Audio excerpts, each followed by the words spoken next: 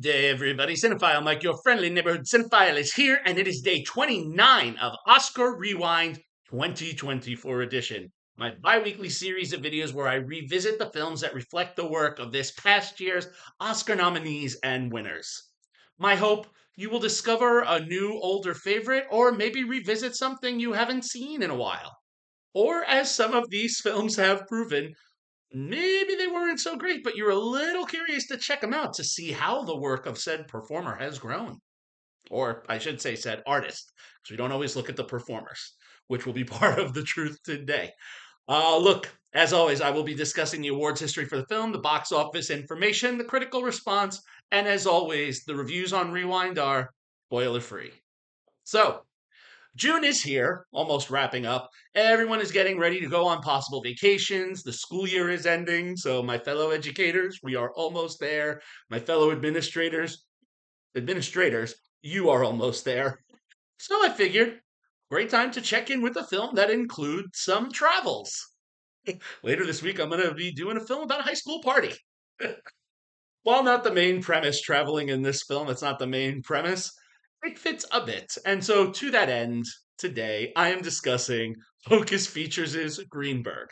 Co-written by Jennifer Jason Leigh and the film's director Noah Baumbach, the film was released in the spring of 2010, and when all was said and done, according to Box Office Mojo, made Focus Features a worldwide total of $6,344,112, with $4,234,170 domestically and $2,109,942 internationally. Ratings wise, there is somewhat of a divide here. Based on a total of 175 reviews on Rotten Tomatoes, the film is certified fresh with a 77%. However, rotten on the audience side with an audience score of 42% based on over 25,000 ratings. So, why does Greenberg make it to Rewind this season? Well, one of the reasons is the film's co-writer and director, Noah Baumbach. Additionally, the other reason for Greenberg here is due to one of the film's stars.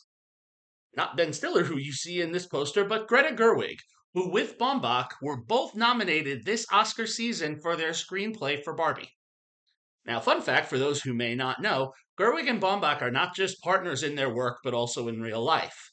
And when did these two have their first meeting? It was on this film.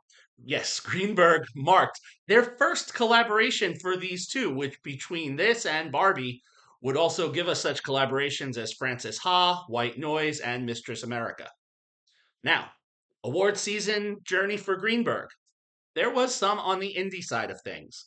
It was named one of the top 10 independent films of 2010 by the National Board of Review. It received 4 Independent Spirit Award nominations, 2 for its acting leads, Ben Stiller for actor and Greta Gerwig for actress. It was nominated for Best Cinematography for Harris Savedes, and it was nominated for Best Feature. Additionally, Gerwig was nominated for Breakthrough Actor at the Gotham Awards, and the film's other sole win, besides the Board of View recognition, was that Baumbach did win for Best Screenplay at the Global Nonviolent Film Festival. So, what's it about? At the start of the film, we meet Florence, played by Gerwig, personal assistant to Philip Greenberg, played, I must say, by a tragically underused Chris Messina, always a joy, and his wife Carol, played by Susan Taylor. So Philip and Carol are about to get ready to go on vacation, and they inform Florence that Philip's brother, Roger, played by Stiller, will be coming to stay in the house while they are away. And they tell Florence that he may call on her if he needs anything. Carol also informs her that Roger was a recent victim of a nervous breakdown and is has recently been released from a psychiatric institute and needs to reset, thereby why he's leaving New York to come out west to California. Upon Roger's arrival, he spends his days building a doghouse for his brother's dog and writing various complaint letters to different organizations. A bit socially awkward, he will eventually interact with Florence, who is a little lost in herself, finding her life path for a woman in her, in her 20s, and thus will begin an interesting May December relationship of sorts between the two. Of course, neither of them is sure how they want this to play out. Do they want it casual? Do they want something more? And additionally, we will see Roger as he is reunited with various individuals from his past who may not all have the warm, fuzzy reunion feelings, including his ex girlfriend, Beth, played by the film's co writer, Jennifer Jason Leigh, and Baumbach's wife at the time. Yeah, a little scandal there, possibly. And his two former bandmates, Eric, played by Mark Duplass, and Ivan, played by Rhys Ifans. What I can say is one is downright loathful of Roger, and the other, maybe not so much.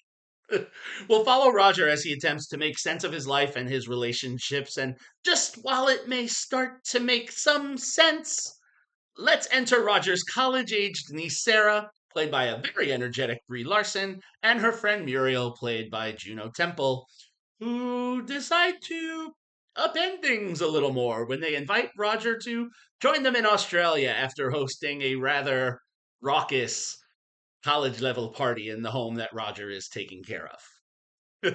And additionally, while this is occurring, we are following along with Florence as she has to navigate some tricky waters herself and isn't always sure if she can rely on Roger or not to make some of these decisions.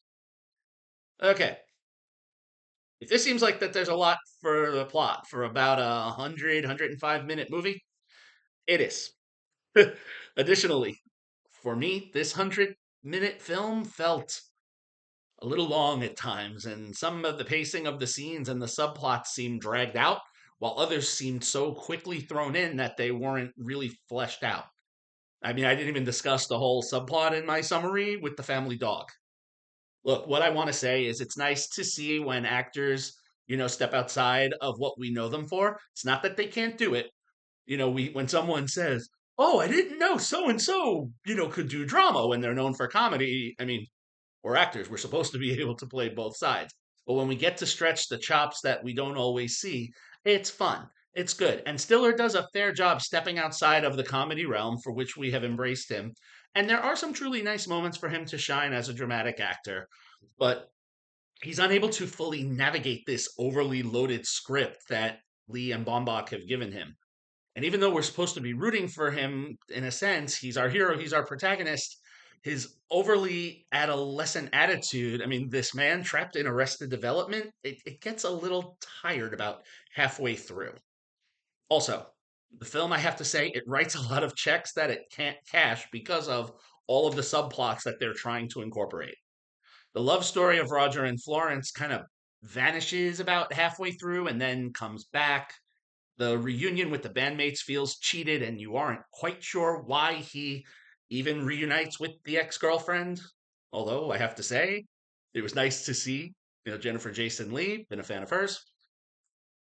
But due to this overloaded script, the case at times seems lost, and it's unfortunate because a lot of talented performers are wasted trying to go through this. That being said, there are a few moments that play nicely, and I do want to highlight them. Gerwig and Stiller have some chemistry, and maybe had the film centered on them a little more, we could have had a little bit more of a provoking narrative. In a similar way, Greenberg is a bit disjointed, kind of what I talked about with 2022's White Noise. One has to wonder if all that Baumbach and Lee set out to do, would Greenberg's story have been better served maybe as a limited series in order to have all these subplots play out? One of the other nice standouts in the performance, Brie Larson was quite enjoyable as college age Sarah with a nice spunky energy to juxtapose Roger's more sullen attitude. So that was a nice back and forth.